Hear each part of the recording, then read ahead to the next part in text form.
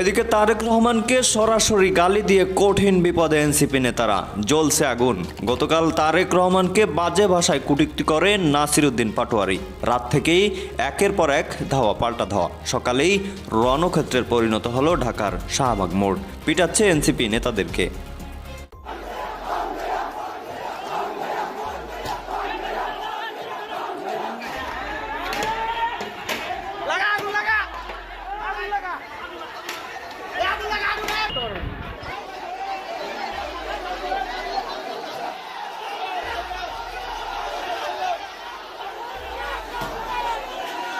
সন্ধ্যার পরেই স্বরাষ্ট্র উপদেষ্টা নির্দেশে নাসিরউদ্দিন পাটোয়ারিকে গ্রেপ্তার করা হয়েছে। এইদিকে রাতেই কঠিন অ্যাকশন নিচ্ছেন সেনাপ্রধান। বিস্তারিত জানতে ভিডিওগুলো দেখতে থাকুন। নির্বাচন ফেব্রুয়ারিতে হবে না, ডাক দিলেন কে? নাসিরউদ্দিন পাটোয়ারি। ডক্টর ইউনূসের সিদ্ধান্ত কি? ডক্টর ইউনূসের সিদ্ধান্ত ক্লিয়ার, খুবই ক্লিয়ার। ওনার যিনি প্রেস উইং আছেন, মানে শফিক ভাই, তিনি একটা বার্তা দিচ্ছেন যে এই দেশে এই মুহূর্তে কোনো শক্তি নেই নির্বাচন ঠেকায়, প্রধান উপদেষ্টা যা বলছে তাই হবে। তাহলে কি নির্বাচন হবে না? না, আমাদের স্বরাষ্ট্র উপদেষ্টা জাহাঙ্গীর আলম চৌধুরী এখন নির্বাচনমুখী হলে কোন শক্তি নির্বাচনে বাধা দিতে পারবে না। লন্ডনে সিজদা দিয়ে নির্বাচনের রোডম্যাপ ঘোষণা দিয়েছেন প্রধান উপদেষ্টা নাসিরউদ্দিন পাটোয়ারি। বলছেন প্রধান উপদেষ্টা মহোদয় নিজে ক্লিয়ার করেছেন, এরপরে বিভিন্ন রাজনৈতিক দলের তাদের নিজস্ব হিসাব নিকাশ আছে, তাদের নিজস্ব রাজনীতি আছে। এইটার সাথে তো সরকারের অবস্থান বদলের। এবার এনসিপি এবং বিএনপি দুই দলের কিন্তু মুখোমুখি সংঘর্ষ তৈরি হয়ে গিয়েছে। বাংলাদেশে কিন্তু এবার অস্থিতিশীল হওয়ার সম্ভাবনা 90% বেড়ে গিয়েছে।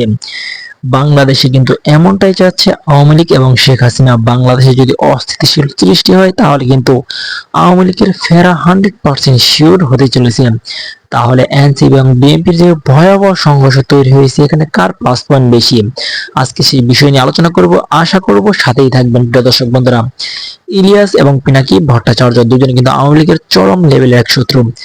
তারা একে অপরে কিন্তু এক এক দলকে সমর্থন করত। যেমন পিনাকি ভট্টাচার্য কিন্তু সমর্থন করত এনসিপি কে, অপরদিকে ইলিয়াস তিনি কিন্তু সমর্থন করত বিএনপি কে।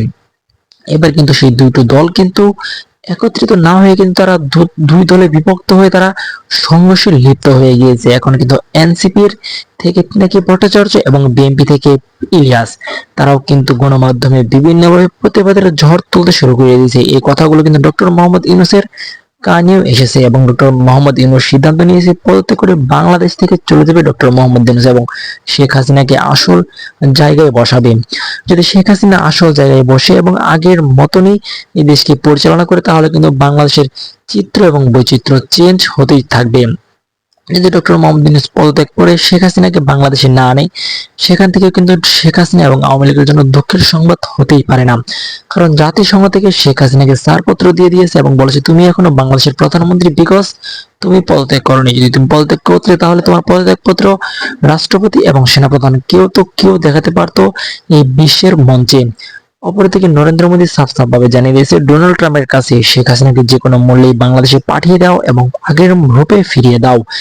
ভারতের কথা কিন্তু ডোনাল্ড ট্রাম্প কোনোভাবে ফেলাতে পারবে না। অপরদিকে জাতিসংঘের কথা কিন্তু ডোনাল্ড ট্রাম্প শুনে এবং ডোনাল্ড ট্রাম্পের কথাও কিন্তু জাতিসংঘ শুনে। তাহলে কিন্তু এবার আমরা ধরতেই পারি শেখ হাসিনার জন্য চরম সুখবর হতে চলেছে আগামী দিনগুলোতে। আগস্ট মাসের ভিতরেই শেখ হাসিনা যে কোনো মুহূর্তে বাংলাদেশে প্রবেশ করবে এবং আগের মতন মন্ত্রিত্ব ফিরে পাবে।